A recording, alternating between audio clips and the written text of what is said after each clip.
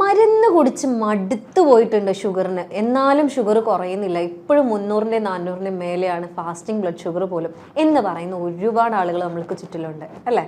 എങ്ങനെയായാലും ഫുഡാണെങ്കിൽ നല്ല കൺട്രോളിലാണ്. ഇനി ഞാൻ എന്ത് കഴിക്കണം എന്ത് കഴിക്കേണ്ടെന്ന് എനിക്കറിയില്ല. അതേപോലെ തന്നെ ഞാൻ വ്യായാമം ചെയ്യുന്നുണ്ട്, ഞാൻ ഉറക്കം ശ്രദ്ധിക്കുന്നുണ്ട്, എന്നാലും എൻ്റെ ഷുഗർ എപ്പോഴും ഭയങ്കര ഹൈ ആണ് ഡോക്ടർ, ഇനി ഞാൻ എന്ത് മരുന്നാണ് കഴിക്കേണ്ടതെന്ന് എനിക്കറിയില്ല എന്ന് പറഞ്ഞു വരുന്ന ആളുകളുണ്ട്. അപ്പം ഞാൻ ഇന്ന് ഈ വീഡിയോയിൽ പറയാൻ ആഗ്രഹിക്കുന്നത്, ഞാനിപ്പോൾ ഈ പറയുന്ന രീതിയിൽ നിങ്ങളൊരു 15 ദിവസം കറക്റ്റായിട്ട് കൊണ്ട് നടക്കുന്നുണ്ടെന്നുണ്ടെങ്കിൽ നിങ്ങളുടെ ഷുഗറിനെ കംപ്ലീറ്റ് ആയിട്ട് നമുക്ക് നല്ല രീതിയിൽ കുറച്ച് കൊണ്ടുവരാനും അതേപോലെ തന്നെ നിങ്ങളുടെ മെഡിസിൻസിനെ പതിയെ കുറയ്ക്കാനും നമുക്ക് ഈ ഒരു ഡയറ്റ് മെത്തേഡും ഈ പറയുന്ന കാര്യങ്ങളും നിങ്ങളെ നല്ല രീതിയിൽ ഹെൽപ്പ് ചെയ്യാൻ പോവുകയാണ്. ഞാൻ ഡോക്ടർ ഹിബ അബ്ദുൽ മജീദ്, ഡോക്ടർ ഹിബ സറോവിയ, പെരിന്തൽമണ്ണ, മലപ്പുറം ജില്ല.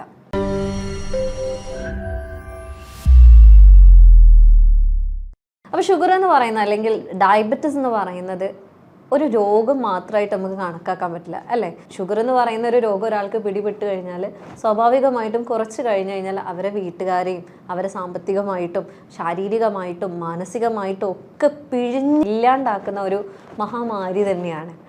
സോ ഈ ഷുഗർ അല്ലെങ്കിൽ ഈ ഡയബറ്റിസ് എന്ന് പറയുന്നതിൻ്റെ ഒരു ബേസിക് കാരണം എന്ന് പറയുന്നത് എന്താ? നമ്മളെല്ലാവരും പറയാം നമ്മളുടെ പൂർവികരിൽ നിന്ന് നമുക്ക് കുടുംബസ്വത്തായിട്ട് കിട്ടിയതാണെന്നാണ് പൊതുവെ ആളുകൾ പറയാറുള്ളത്. കാരണം നമുക്ക് ജനറ്റിക്കായിട്ട് ഒരു ട്രൈറ്റ് ഉണ്ട്. അപ്പോൾ നമുക്ക് പേരൻസിന് ഉണ്ടെന്നുണ്ടെങ്കിൽ മാതാപിതാക്കൾക്ക് ഉണ്ടെന്നുണ്ടെങ്കിൽ കുട്ടികൾക്ക് അതായത് നമുക്ക് വരാനുള്ള ചാൻസസ് കൂടുതലാണ്. പക്ഷേ ഇതിലെനിക്ക് ഒരു കാര്യം കൂടെ പ്രത്യേകമായിട്ട് പറയാനുള്ളത് എന്താണെന്ന് വെച്ചാൽ, നിങ്ങൾക്ക് അതിനുള്ള ട്രൈറ്റ് ഉണ്ട്, അതിനുള്ള ജീൻ ഉണ്ട്. പക്ഷേ ഈ സാധനം അവിടെ ഉറങ്ങിക്കിടക്കുകയാണ്, എപ്പോഴും ഡോർമൻ സ്റ്റേറ്റിലാണ് ഉണ്ടാവുക, ഉറങ്ങിക്കിടക്കുന്ന ഒരു സ്റ്റേറ്റിലാണ്. ഇത് കൂടുന്നത് എപ്പോഴാണ്? നിങ്ങൾക്ക് ജീവിതത്തിൽ നിങ്ങൾ എക്സ്പെക്റ്റ് ചെയ്യാതെ അല്ലെങ്കിൽ നിങ്ങൾ മാനസികമായിട്ട് തകർന്നടിഞ്ഞ് അല്ലെങ്കിൽ ഭയങ്കരമായിട്ട് ഇമോഷണലി ഡൗൺ ആയിട്ട് നിൽക്കുന്ന സമയത്ത് നിങ്ങളുടെ ബ്രെയിനെ അല്ലെങ്കിൽ നിങ്ങളുടെ മനസ്സിനെ നിങ്ങൾക്ക് പിടിച്ചാൽ കിട്ടാത്ത ഒരു സാഹചര്യത്തിലേക്ക് എപ്പോഴെങ്കിലും തള്ളി വിട്ടിട്ടുണ്ട് എന്നുള്ളൊരു സാഹചര്യം വരുമ്പോഴാണ് പൊതുവെ ഈ ഒരു രോഗം തല പൊന്തിക്കാറുള്ളത്. നിങ്ങൾ തന്നെ ശ്രദ്ധിച്ചിട്ടുണ്ടാവും, നിങ്ങളുടെ ലൈഫിൽ നിങ്ങൾ തന്നെ ഒന്ന് തിരിഞ്ഞു നോക്കുക. അതായത് ഷുഗർ വന്നത് എപ്പോഴാണ്, എത്ര കാലം മുന്നേ ആണ്, അത് എന്ത് സാഹചര്യത്തിലായിരുന്നു, അല്ലെങ്കിൽ അതിന് മുന്നോടിയായിട്ട് എന്തെങ്കിലും ഇഷ്യൂസ് ഉണ്ടോ എന്നുള്ളത്. പലപ്പോഴും പല ആളുകൾ പറയും ഞാൻ ബ്ലഡ് ചെക്ക് ചെയ്തപ്പോൾ മാത്രമാണ് എനിക്ക് ഷുഗർ ഉണ്ടായത്, ബ്ലഡ് ടെസ്റ്റ് ചെയ്തിട്ട് കിട്ടിയതാണ് എന്നുള്ളത്. പക്ഷെ നോക്കുകയാണെന്നുണ്ടെങ്കിൽ അവരുടെ ലൈഫിലും ആ ഒരു ഇൻസിഡൻറ്റ് ഉണ്ടായിട്ടുണ്ടാവും. അതിന് ശേഷമായിരിക്കും ചിലപ്പോൾ ഈ ഒരു ഫിസിക്കലി അവർക്ക് ഒരു സിംറ്റമോ കാര്യങ്ങളോ ചിലപ്പോൾ ഉണ്ടായിട്ടുണ്ടാവില്ല. ജസ്റ്റ് ഞാൻ ഗൾഫിൽ പോകാൻ വേണ്ടി ഷുഗർ ചെക്ക് ചെയ്തപ്പോഴാണ്, അല്ലെങ്കിൽ വെറുതെ ഒരു ബ്ലഡ് ടെസ്റ്റ് കണ്ടപ്പോൾ ഞാൻ ഫ്രീ ആണല്ലോ എന്ന് കണ്ടപ്പോൾ ഞാൻ പോയി ചെയ്തു, അപ്പോൾ കിട്ടിയതാണെന്ന് പറയുന്നത്. അപ്പം ബേസിക്കലി നമ്മൾ ഷുഗർ കൺട്രോൾ ചെയ്യുന്നതിൻ്റെ ഭാഗമായിട്ട് ഫസ്റ്റ് തന്നെ പറയാൻ ആഗ്രഹിക്കുന്നത്, നിങ്ങളുടെ മൈൻഡിന്, നിങ്ങളുടെ മാനസികമായിട്ടുള്ള ആരോഗ്യത്തെ നിങ്ങൾ ആദ്യം മെച്ചപ്പെടുത്തുക എന്നുള്ളതാണ്. അപ്പോൾ അതിലേക്ക് നമ്മൾ ഇനി വരാൻ പോകുന്നതാണ്. അതിന് മുന്നേ എനിക്ക് പറയാനുള്ളത് നമ്മൾ പറഞ്ഞ ഭക്ഷണത്തിനെ കുറിച്ചാണ്. അപ്പോൾ എങ്ങനെയാണ് ശരിക്കും ബേസിക്കലി നമ്മൾ ഷുഗർ കൺട്രോൾ ചെയ്യുക? നമ്മൾ കാർബോഹൈഡ്രേറ്റ്സ് കുറയ്ക്കുന്നു, അന്നജം കുറയ്ക്കുന്നു, അല്ലാത്ത ഭക്ഷണങ്ങൾ കൂട്ടുന്നു, എക്സസൈസ് ചെയ്യുന്നു, സ്ട്രെസ്സ് മാനേജ് ചെയ്യുന്നു, ഇതൊക്കെയാണ് നമ്മൾ പൊതുവേ ചെയ്യാറുള്ളത്. അപ്പോൾ ഇതിൽ ഇപ്പോൾ കണ്ടുവരുന്നൊരു പ്രവണത എന്താണെന്ന് വെച്ചാൽ, രാത്രിയിലെ ഭക്ഷണങ്ങളിലാണ് കൂടുതലായിട്ട് ആളുകൾ ശ്രദ്ധിക്കാറുള്ളത്. എനിക്ക് തോന്നുന്നു നിങ്ങളും അങ്ങനെ തന്നെയായിരിക്കും. ഞാൻ ഉച്ചയ്ക്ക് നല്ലോണം ചോറ് തിന്നും, രാത്രി ഞാൻ ചോറ് കുറയ്ക്കും, അല്ലെങ്കിൽ ചപ്പാത്തിയാണ് അതിന് പകരം തിന്നാറ് എന്നുള്ളതാണ് പൊതുവെ ആളുകൾ പറയാറുള്ളത്. അപ്പം ഈ രാത്രിക്കത്തെ ഫുഡിന് എന്താണ് ഇത്ര ഇമ്പോർട്ടൻസ്, അല്ലെങ്കിൽ എന്തുകൊണ്ട് എങ്ങനെ എന്നുള്ള ഒരു കാര്യമാണ് എനിക്ക് ബേസിക്കലി ആദ്യം നിങ്ങളോട് പറയാൻ ആഗ്രഹിക്കുന്നത്. നിങ്ങൾ രാത്രിയിൽ ഫുഡ് എങ്ങനെയാണോ കഴിക്കുന്നത് അതിനനുസരിച്ച് നിങ്ങൾ രാവിലത്തെ ഷുഗർ ഡിപ്പെൻഡ് ചെയ്യുന്നുണ്ട്. കാരണം ചില കേസിൽ ഇപ്പം നമ്മൾ വൈകിട്ട് ഭയങ്കര ലേറ്റായിട്ടാണ് കഴിക്കുന്നതെന്നുണ്ടെങ്കിൽ ഇവിടെ ഈ ഒരു ദഹനം കറക്റ്റായിട്ട് നടന്ന് ഇത് ഗ്ലൂക്കോസ് റിലീസായി അത് ഗ്ലൈക്കോജനായിട്ട് സ്റ്റോർ ചെയ്യുക എന്ന് പറയുന്ന ഒരു പ്രോസസ്സ് ഉണ്ട്. ഈ ഒരു ചേഞ്ച്, ഗ്ലൂക്കോസ് ബ്ലഡിൽ നിന്ന് മാറുന്ന ഒരു ചേഞ്ച് അവിടെ സാധ്യമാവാതിരിക്കുന്നുണ്ട്. സ്വാഭാവികമായിട്ടും രാവിലത്തെ ഷുഗർ നമുക്ക് കൂടും. അതേപോലെ തന്നെ പറയുകയാണെങ്കിൽ രാത്രി നിങ്ങൾ ഭയങ്കര ഹെവി ആയിട്ടുള്ള ഭക്ഷണമാണ് കഴിക്കുന്നതെന്നുണ്ടെങ്കിൽ രാവിലെ നിങ്ങൾക്ക് ഈ ഒരു ടൈമിൽ ശരിക്കും നമുക്ക് ഇൻസുലിൻ ഇൻസെൻസിറ്റിവിറ്റി ഉണ്ട്. അതായത് നമുക്ക് ആ ഒരു ടൈമിൽ ഇൻസുലിൻ്റെ പ്രവർത്തനം കുറച്ച് കുറവാണ്. അപ്പോൾ സ്വാഭാവികമായിട്ടും വീണ്ടും ഹെവി മീലാവുമ്പം അതിനെ ദഹിച്ച് അതിന് ആ ഒരു കൺവേർഷൻ മെത്തേഡ് നടക്കാത്തത് കൊണ്ട് തന്നെ രാവിലത്തെ ഷുഗർ കൂടാനുള്ള ചാൻസസ് കൂടുതലാണ്. അതേപോലെ പറയുകയാണെങ്കിൽ ചില ആളുകളിൽ ഈ ഇംബാലൻസ് ഉണ്ടാവും, ഹൈപ്പോഗ്ലൈസീമിയ അല്ലെങ്കിൽ ഹൈപ്പർഗ്ലൈസീമിയ പോലെയുള്ള ഇംബാലൻസസ് നല്ല രീതിയിൽ ഈ രാത്രികത്തെ ഭക്ഷണത്തിൽ ബേസ് ചെയ്ത് ഉണ്ടാവാറുണ്ട്. പിന്നെ പറയുകയാണെന്നുണ്ടെങ്കിൽ നിങ്ങൾ കറക്റ്റായിട്ട് ഫുഡ് കഴിക്കുന്നില്ല, അല്ലെങ്കിൽ കഴിക്കുന്നത് ഭയങ്കര മോശമായിട്ടുള്ള ഒരു ഫുഡാണ്, അല്ലെങ്കിൽ ഭയങ്കരമായിട്ട് എരിവുള്ള അല്ലെങ്കിൽ ഫാസ്റ്റ് ഫുഡ് ആയിട്ടുള്ള സാധനമാണെന്നുണ്ടെങ്കിൽ ഒബ്വിയസ്ലി നിങ്ങൾക്കൊരു ആസിഡ് റിഫ്ലെക്സ്, അതായത് നിങ്ങൾക്ക് നെഞ്ഞിരിച്ചിൽ, നെഞ്ഞ് നീറൽ, ചുട്ടുപുകയിൽ ഒക്കെ വരാനുള്ള ചാൻസസ് വളരെ കൂടുതലാണ്. അപ്പം ഞാൻ ഈ ഭക്ഷണം കഴിക്കുന്നതിനെ കുറിച്ച് പറയുമ്പം എല്ലാവർക്കും വരുന്നൊരു ക്വസ്റ്റ്യൻ ആണ്, ഞങ്ങൾ പിന്നെ എപ്പോഴാണ് ഡോക്ടറെ ഭക്ഷണം കഴിക്കേണ്ടത്? നേരത്തെ കഴിച്ചാൽ രാവിലെ ആകുമ്പോൾ തന്നെ എനിക്ക് ഷുഗർ കുറഞ്ഞ് ഞാൻ ഒരു വയ്ക്കാം, വൈകി കഴിച്ചാൽ ഡോക്ടർ പറയണം ഷുഗർ കൂടും. അപ്പം ഞാൻ എപ്പോഴാണ് ശരിക്കും കഴിക്കേണ്ടത് എന്ന ചോദ്യം പലപ്പോഴായിട്ട് വരാറുണ്ട്. നമ്മളെപ്പോഴും പറയാറുള്ളത്, അല്ലെങ്കിൽ നമ്മൾ പഠനങ്ങളൊക്കെ നോക്കുമ്പോൾ നമുക്ക് മനസ്സിലാവുന്ന കാര്യം എന്താണെന്ന് വെച്ചാൽ 6:30 to 8 ഏറ്റവും ഉചിതമായിട്ട് ഒരു ഷുഗർ രോഗി കഴിക്കേണ്ട ഭക്ഷണത്തിൻ്റെ സമയം എന്ന് പറയുന്നത്.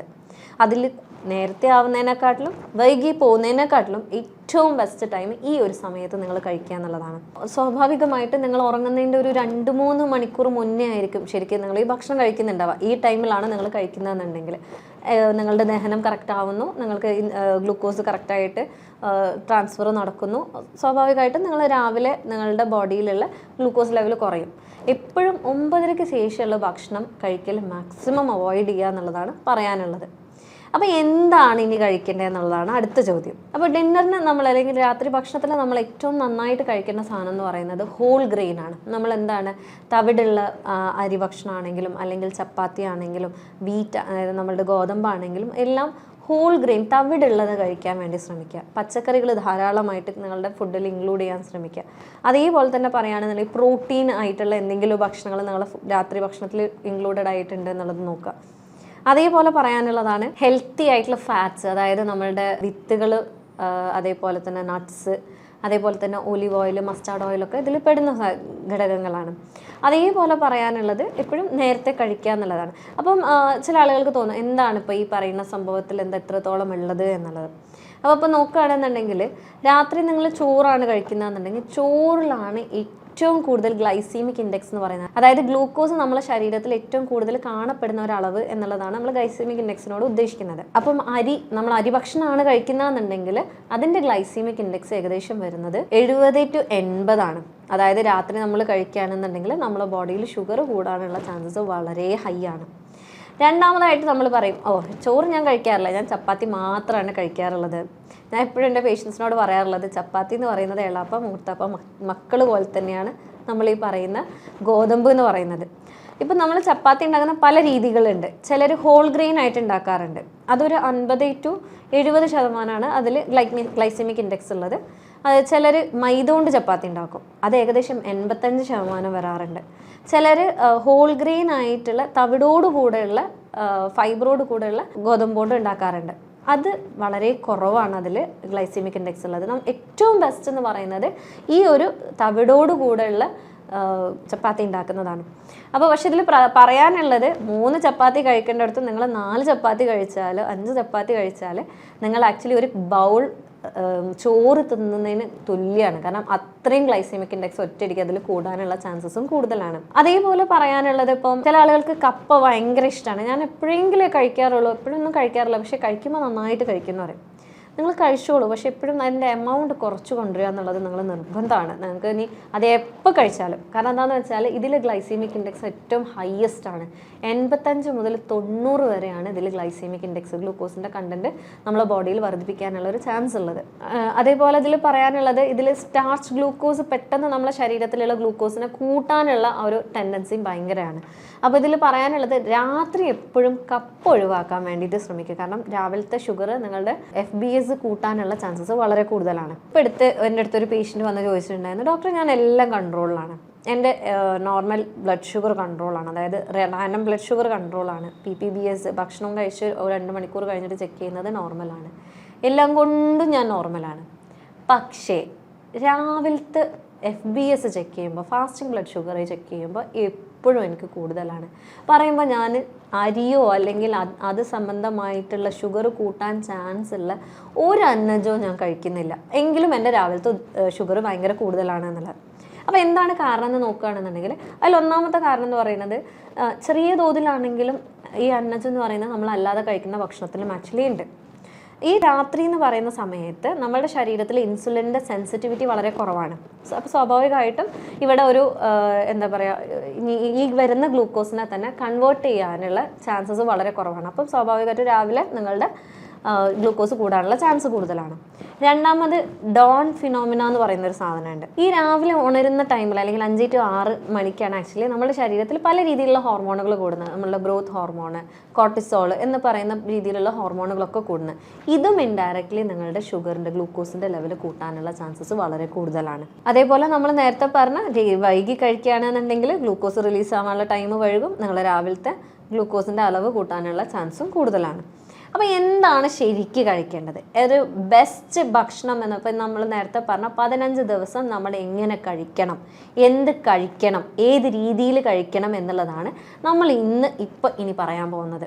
ഈ 15 ദിവസം നമ്മൾ കഴിക്കാൻ പോകുന്ന ഭക്ഷണത്തിന് നമ്മൾ ഓമനപ്പേരിട്ട് വിളിക്കുക, അല്ലെങ്കിൽ സയൻറ്റിഫിക്കലി അവർ തന്നെ പറയുന്നത് ബാലൻസ്ഡ് പ്ലേറ്റ് എന്നുള്ളതാണ്.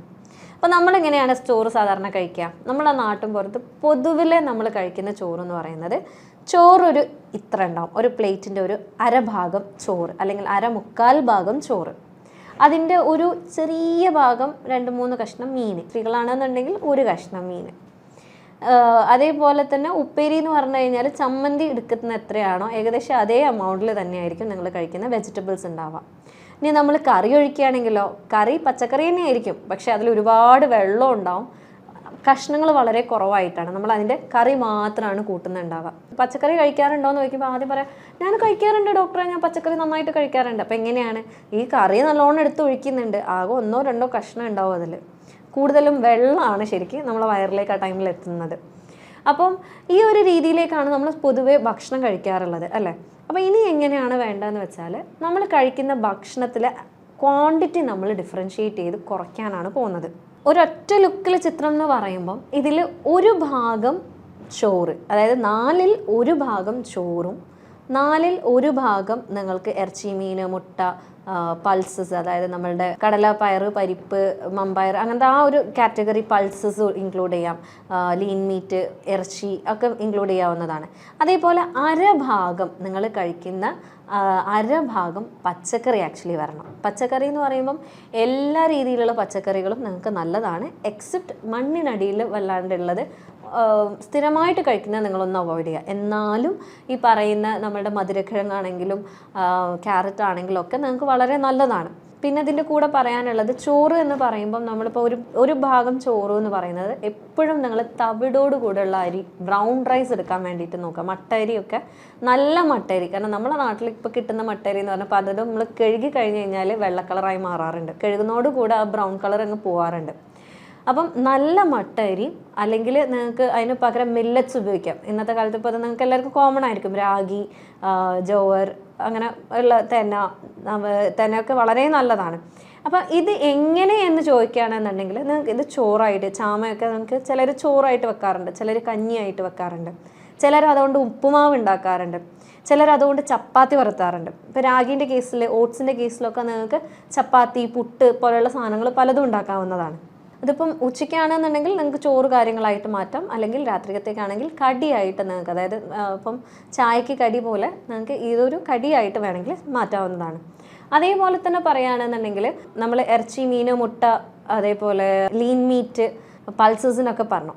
ഇതിൽ പറയാൻ പ്രത്യേകം ഉള്ളത്, ഇത് മാക്സിമം പൊരിച്ചത് ഒഴിവാക്കാൻ വേണ്ടി ശ്രമിക്കുക. എപ്പോഴും വറ്റിച്ചതോ അല്ലെങ്കിൽ നമ്മൾ എന്താണ് ആ ഒരു ഗ്രില്ല് ചെയ്തിട്ട്, വല്ലാണ്ട് എണ്ണ യൂസ് ചെയ്യാണ്ട് ഗ്രില്ല് ചെയ്തിട്ട് കഴിക്കാൻ വേണ്ടിയിട്ട് ശ്രമിക്കുക. അതേപോലെ പച്ചക്കറിയിൽ പ്രത്യേകമായിട്ട് പറയുകയാണെന്നുണ്ടെങ്കിൽ നമ്മളുടെ നോൺ സ്റ്റാർച്ചി ആയിട്ടുള്ള പച്ചക്കറികൾ കഴിക്കുക. അതായത് നമ്മൾ ബീൻസ്, ബീട്രൂട്ട്, അതേപോലെ ക്യാബേജ്, കോളിഫ്ലവർ, ബ്രൊക്കോളി, ഇതൊക്കെ വളരെ നല്ലതാണ്. അതേപോലെ പറയുകയാണെന്നുണ്ടെങ്കിൽ ഹെൽത്തി ഫാറ്റ്സ്, ഇത് വളരെ നിർബന്ധമാണ് കേട്ടോ. നമ്മൾ പലപ്പോഴും ഇത് കഴിക്കാറേ ഇല്ല നമ്മൾ ഫുഡിൽ, കാരണം ഇത് ഷുഗർ കൂട്ടിയാലോ അല്ലെങ്കിൽ കൊളസ്ട്രോൾ കൂട്ടിയാലോ എന്ന് കരുതിയിട്ട്. പക്ഷേ ഇപ്പോഴും ഇതൊരു എമൗണ്ട് നമ്മളുടെ ഡെയിലി ലൈഫിൽ വരികയാണെന്നുണ്ടെങ്കിൽ നമുക്ക് പല രീതിയിലുള്ള ഒമേഗ 3 ഫാറ്റി ആസിഡ് പോലുള്ള കുറേ സാധനങ്ങൾ നമ്മുടെ ശരീരത്തിലേക്ക് എത്തുകയും അതുവഴി നമുക്ക് ഈ പറയുന്ന ഷുഗർ ഉണ്ടാകാനുള്ള ചാൻസസ് കുറയ്ക്കാനുള്ള മെക്കാനിസം പോലും ഇവർക്കിത് ചെയ്യാൻ പറ്റുമെന്നുള്ളതാണ്. അപ്പോൾ ഹെൽത്തി ഫാറ്റ് എന്താണെന്ന് ചോദിക്കുകയാണെന്നുണ്ടെങ്കിൽ അതിൽ നട്ട്സ്, നമ്മളുടെ എന്താണ് ബദാം, പിസ്ത, അണ്ടിപ്പരിപ്പ്, വാൾനട്ട് പോലുള്ള നട്ട്സ് കഴിക്കാവുന്നതാണ്.